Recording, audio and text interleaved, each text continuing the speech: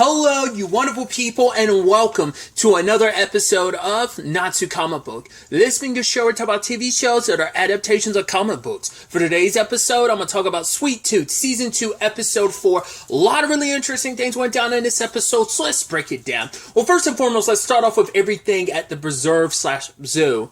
Well, picking up as you kind of expected, none of the kids trust Gus anymore because of what he did. Once again, it is a sad thing of... It is this complicated thing of like, oh, you lied to us and stuff like that. But it's also like, right, he had the best of intentions when he lied because honestly, he thought he was doing them a service because if he told them the truth, they would have been scared. But, but it's like filling them with false hope. Was that the right thing to do? Because, obviously Wendy from the very beginning was kind of like, right, my mom taught us to never lie. But to be fair, it is a situation of, yes, they've only ever known the Preserve, and Gus had like, yes, he's still naive, but he has a little bit more world experience because I think it's almost this nature versus nurture conversation, but it's really nurture versus nurture, how Amy raised them versus like the experiences Gus has had with like Bear and Becky and Jeopard and how that shaped him into who he is. Plus, like having his Pubba versus, Wendy and the others having Amy. So it's just, it's not necessarily a wrong, but it's just the differences between them. And it kind of showcases in that regard because legitimately he knows like, right, my Pubba lied to me, but it's also because I know my Pubba loved me and he only did what he did to protect me. Like he's got that new, he got that after episode 2, that perspective on things. So I just think it's kind of interesting, and it is kind of sad that the others kind of cast him aside. They're like, if we're going to get out here and we find a way out here, it's without you because we can't believe anything you say anymore. We don't want your help. I figured they were going to say like they didn't say this, but I think my thought was like, right, they're going to say like everything he ever said about his home, Yellowstone, Wyoming, and all that. It's like they're going to think that's a lie too. Oh, your story about Bear, that's a lie. They didn't say that, but I think it was kind of said without being said. And the sad thing is, even Wendy turns on him too, And which is sad too, because also from Wendy's perspective, it's like, you're the only special one here, Gus, because they go out of their way to like, you were the only one that came back. But also, Gus is putting himself in that position of, hey, I'll keep coming back because he made the deal with Adi that like, hey, I need to, don't hurt the others and I'll cooperate with you. So he is protecting you in his own right too. But from their perspective, it's like, yeah, you are the only one who gets to come back because Roy didn't get to come back. Roy got killed. So you are special. You are always going to get special treatment. So we have to look out for ourselves because you're going to be fine. So... But I think it's actually sweet that the only person who still trusted him was Bobby. And so Bobby's like, right, he uses the tool that Gus got last episode and cuts himself free of the collar. And he goes to like a storm drain. And obviously Wendy's upset with him being like, what did you even say to him? It's like, I didn't. I was just, for him, it's just like, he's like, I'm sorry. And she's like, you were right. He was like, you were right. She's like, for what? He's like, me lying about Roy did make things worse, But that's also the thing. Once again, he's a kid, and just like at the end of the day, they're trying to do what they think is best, and he thought he was doing what was best to help everyone, because for him, he longed to be around other kids like himself, and now that he finally is, he's already felt like he's lost that now. It's like he felt at home. It's like these past couple of episodes, like these are becoming my friends. I'm around my own people, like other kids like me, and now it's like, oh, that's kind of all gone now. So at the same time, this is all going down. Dr. Singh, Adi ends up officially making his cure, and just in time because Abbott had just returned. Obviously not too happy with Johnny. The moment him and Johnny had their interaction, I'm like, there's something there. I was initially thinking like, Johnny's not his son, is it? But it's like, we find out later on, they're brothers. So it's like, that's really, really interesting.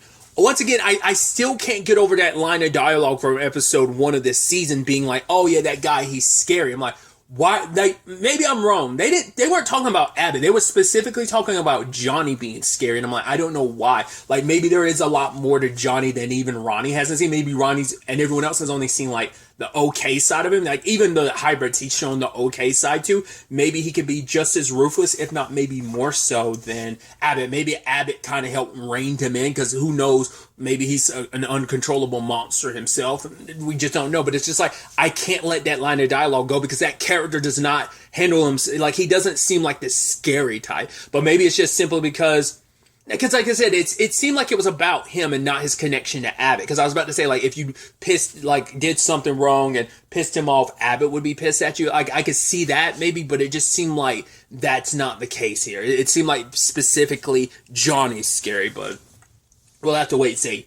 Either way, Addie's done his, he's got the cure and everything. He opens up to Ronnie about it, and it's so exciting. But then he touches her, and she has blood on her face, and then she looks and sees a tarp that's, bulging, and I'm like, he killed Peter. Even though he promised Gus he wouldn't do that, he did, because it's like, once again, everything is for the greater purpose of, I'm finding a cure for Ronnie, and I'm getting us out of here. So... And I think that's such an interesting thing. I'm curious to know if Addie's character went through the same thing, where it seems like I said, episode 2 made Addie seem even scarier, because I was like, all right, we reined it back, but the moments of him pushing Gus of no, you have to keep going. You have to, once again, it also didn't help because of the purple flowers are kind of adding to the hallucination of it. But Addie was a little scary, and now seeing what he did, because he's willing to do whatever it takes to save his wife. There's a whole conversation about destiny that not only he's been talking about, but also Abbott. And you could tell it's shaking Ronnie to her core a little bit, because I think it's a culmination of so many things. For one, she's finally seeing the hybrids as humans and seeing right, this is what my husband's able to do.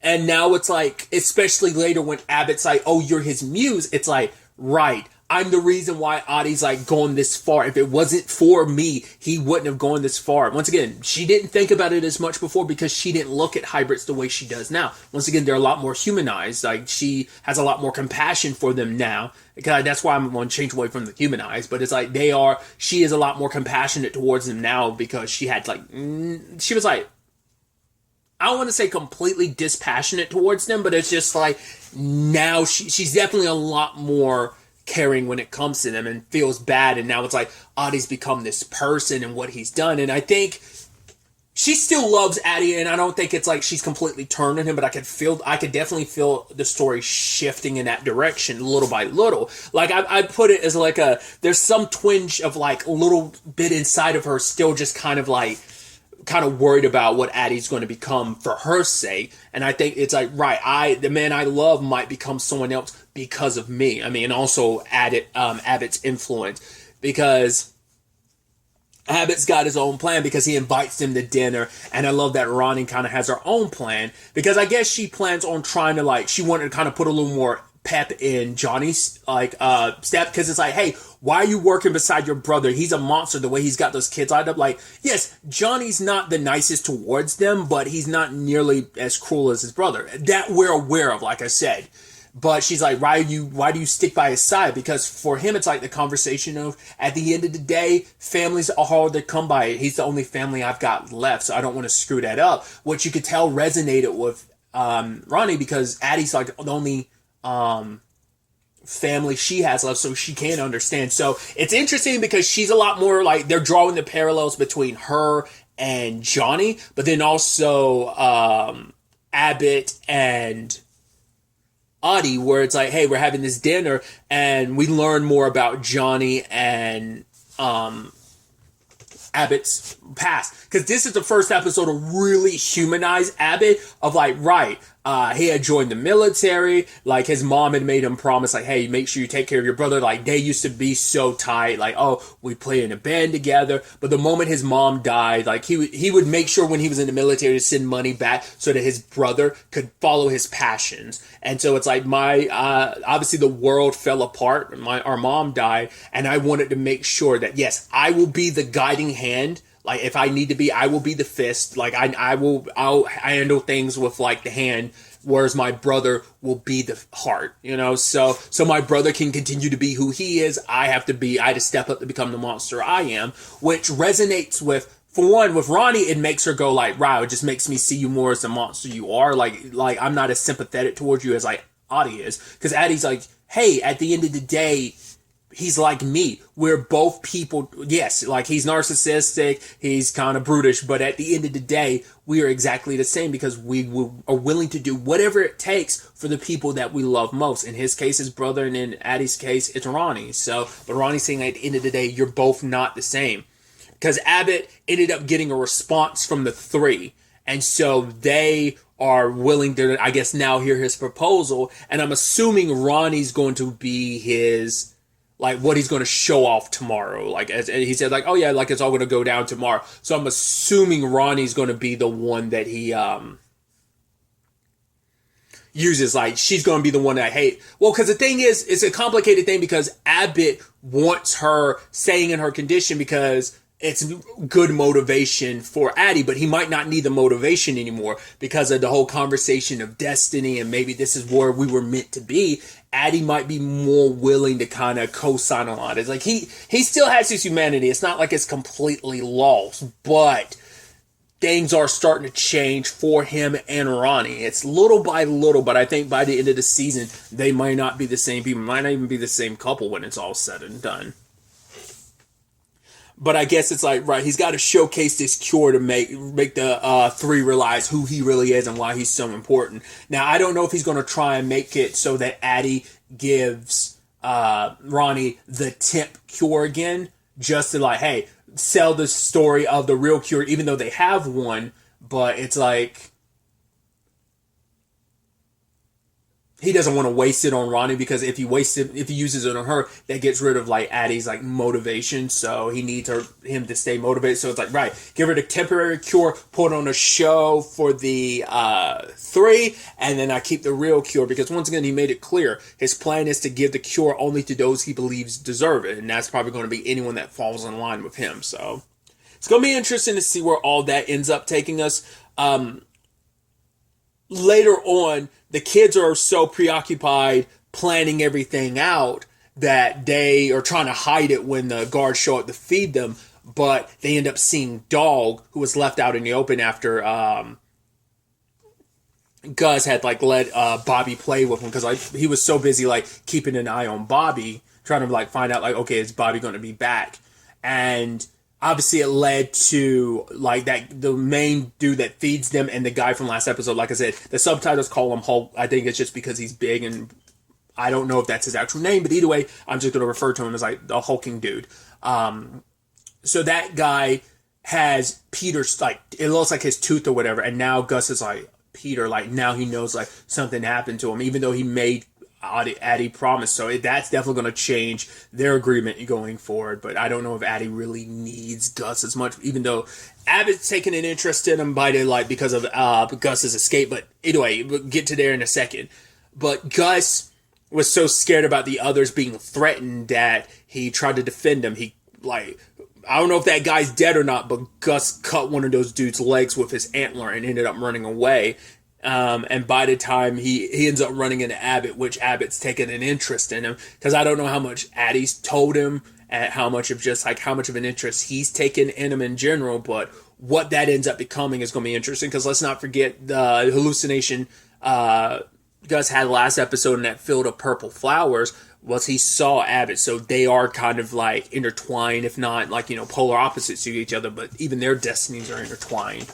So where things kind of go from there, we'll ultimately have to wait and see. Another angle to this episode is catching up with Bear and Jordan. Them going through their training. And when the time comes, Bear like annihilates it. Understandably, because she has all the motivation in the world. Plus, she's not just like a regular person either. She already has all the training needed to be a soldier regardless, because, I mean, not only as a soldier, but also as a general, because she led the animal army. So, but yeah, she kind of crushes everyone through the obstacle courses and stuff like that. And then when it came to, like, the shooting stuff, she fired. And I think it's very poetic, but, like, irony, and very tragic irony, the hybrid, like, she was supposed to shoot out with her crossbow. What was it? A pig. And as we know, Wendy, her sister, is a pig. So it's like, for one, it's like, hey, I'm like being forced to like shoot at hybrids, which her whole mission has always been about protecting hybrids. But now it's like, not only that, but it's also one that looks like the sister I lost so many years ago. So that has to cut even deeper. So, but obviously she wasn't lying about the fact is everything she has done is self-taught. So she's all, she's also in this complicated space because she has to be around this. She has to say all this stuff to be like, yeah, anti like hybrids and stuff like that, because she has to sell it, because she needs to be a part of this, because this is the only way she's going to be able to get to Gus. And when it's all said and done, like Jordan was like, oh, no, you can come eat with us and stuff like that. But I think because she's trying to keep this mask up about who she is, Becky's probably afraid to be around them. And Jordan's like, right, you can talk to me about everything. I know we only really known each other for a while, but we are friends. So if there's anything bothering you, I hope she doesn't, because I don't know if Jordan's really trustworthy enough, because I feel like, especially if he ever finds out who she really was. That's also the thing too. Like, she's like, it's like, you are nice and everything. And I also realize like, if it wasn't me, I still led the army that killed your dad. Even if I didn't do it, someone else did. That was a part of my group. I mean, we also don't know when his dad died, because his dad could have died more recently, like after she had already left the army. Doesn't make it any better, but it could easily be the situation of like, I mean, in the past, she probably didn't care about it. It's like, no, any last man we kill. So, it's still that in the animal army. So even if they have done it, even though like they've gone on without her to continue doing that, once again, we don't fully know what the state of the animal army is. I feel like we're going to have to like find out eventually, with everything going on with her storyline and just how it's intertwined with Jordan. Like, it feels like prevalent to bring them up again. We haven't seen them since Bear went her separate way from them, and to chase after Gus and Jeopard last season. So, but I think all that is just making her want to keep her distance from Jordan, because he's about this, but even he's like, yeah, I'm only doing this so I can take care of my family. That's the sad thing about, once again, the last men are like a cult. Like, hey, I can help you in any shape or form. You just kind of have to sell your soul for it. So, but Jordan and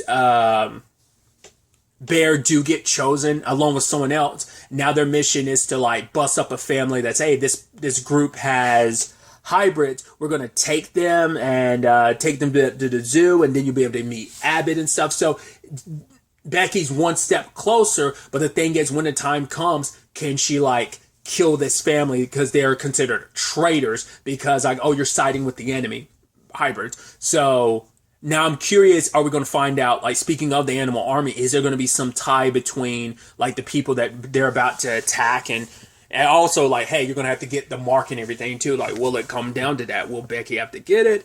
We'll have to wait to see how this all plays out on that front. But I'm so, like, it feels like that's going to be, the question is, like, how is Becky going to handle that? Is she going to try and, because she has to, is she going to try and let the hybrids go? But it's like, no, because if she does that, she won't be able to be fully brought into the last minute. She won't be able to make it to the zoo and protect Gus. So it's probably a thing of like, yeah, I'll take them there, but I'll help bust them out. Which obviously there's already the rescue plan that's already going on with Amy and Jeopard, but we'll get to that in a second. So it's going to be interesting to see how Bear ultimately ends up handling that situation. Is she going to pretend like she killed the family and sent them on their way, or made them fake their death? Like, how can you, I mean, once again, it just comes down to how much you're going to try and sell this, and also who's around her at the time, their commanding officer, Jordan, will he support what she's trying to do? Yes, no, all that has to be considered. So it's definitely going to be interesting to see what happens there. And then finally, we have Jeopard and Amy getting snatched up by the Air Lords. They're basically an aerial mercenary group. And one of the guys, was his name Rufus, knows exactly who Jeopard is. Not as a last man, but who he was as a football player. And obviously Jeopard's not too fond of his past coming up, because I think it's a reminder of what he lost back then. But also it's like, I'm not that same person anymore. That was the man that still had his wife, that was expecting his child, and that kind of vanished, along with all that he had to do as a last man to try and get his family back. And that was kind of bubbling beneath the surface the entire time. It has been.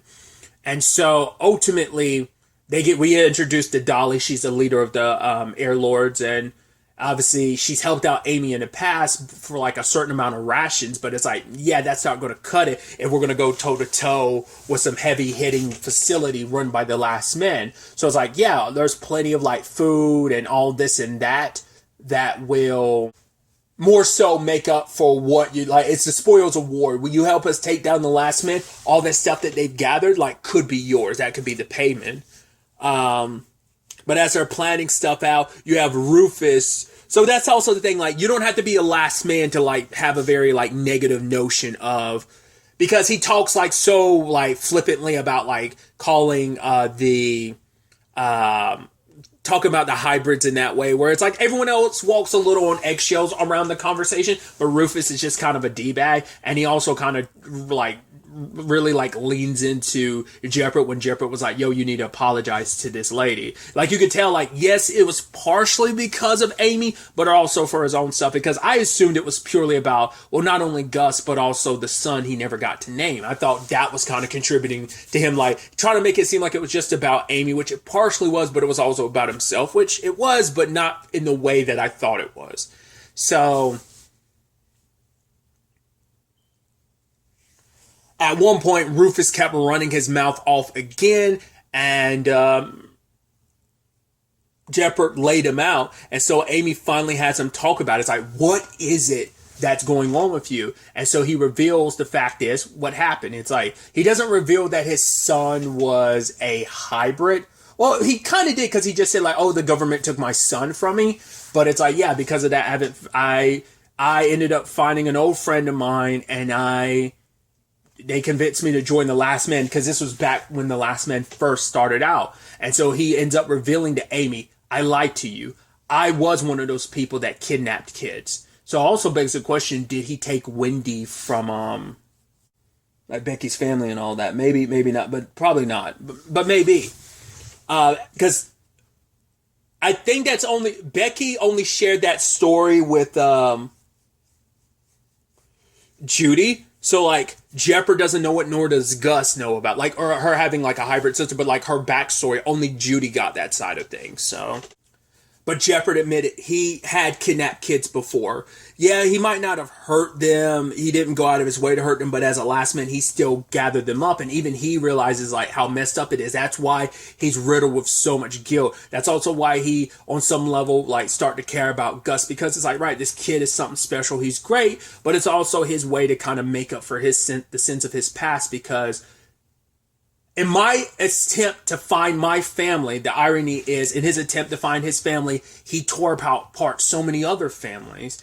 And it's like, he's even telling Amy, like, I don't know if I'm like someone that I might have taken some of your kids and might not even realize it. Like the sheep that she had talked about previously, is like, that could have been me. Because once again, we don't know how, like, because obviously Amy's been doing this for the past 9 years. We still don't know in that time, 9 to 10 years, but we don't know in that grand scheme of things how long since it's been since Jeppert was part of the Last Man. Was it like super recently before he met Gus? So that still probably, I mean, because we have no idea when the sheep children of Amy's were taken. So it's like, yeah, I could have easily been the one that did that. I just don't know. I was a hybrid catcher. Like, I was really good at what I did. And for Amy, it broke her heart, because she had said, like, yeah, she was trusting Jeppert, but he hadn't disappointed her yet. I'm surprised Jeppert hadn't said a line of, like, well, I will. Because he's kind of let people down before. Like, he's kind of let Gus down before, when Gus kind of found out about who he really is. But Gus still stuck by him.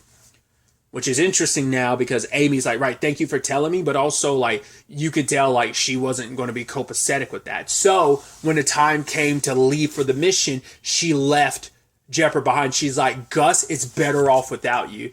Like, the thing is, and like, because I think for her, it's just like, once again, she has a hard time trusting people, and she was starting to let her guard down around Jeppert. That's the thing, though.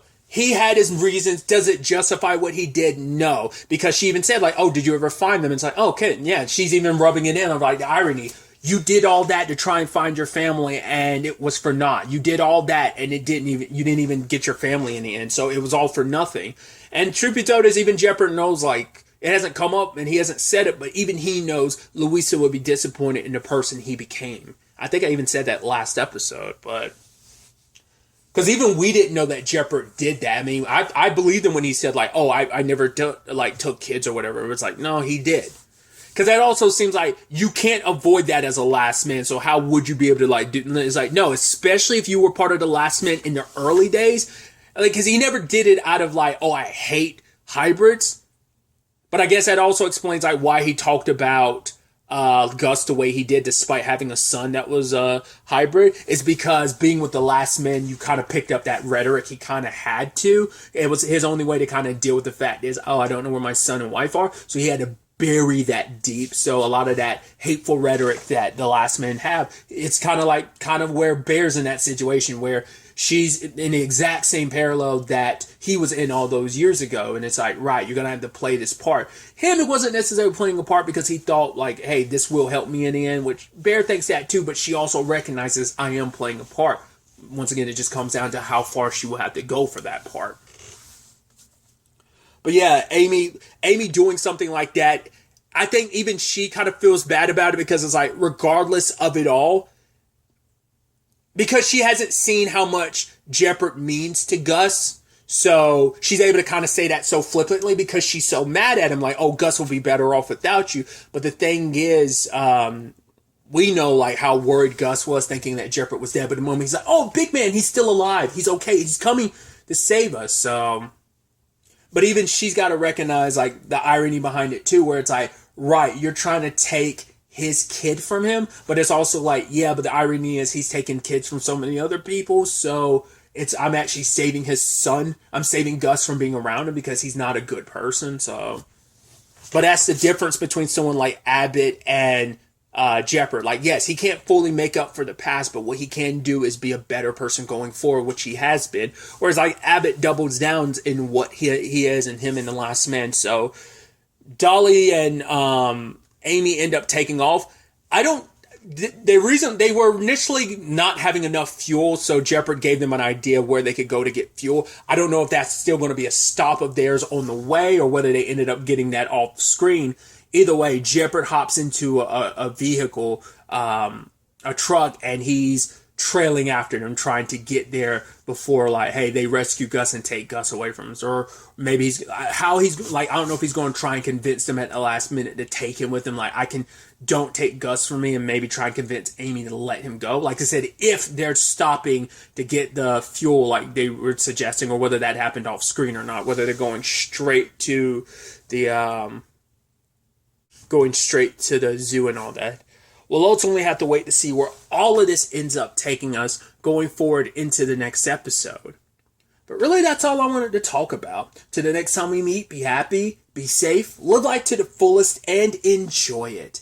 Good day, and goodbye.